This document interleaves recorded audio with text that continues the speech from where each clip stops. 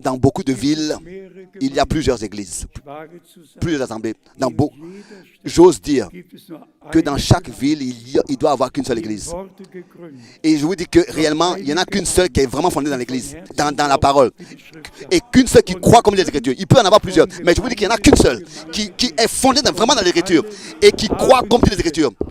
Même s'il y en a plusieurs, mais il n'y en a qu'une seule qui est véritable.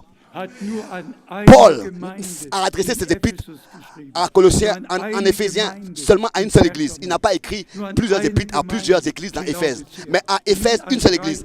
Une seule épître pour l'église. À Colosse, qu'une seule église. Et mes bien-aimés, le temps est arrivé. Nous ne pouvons pas continuer à faire ce qu'on veut.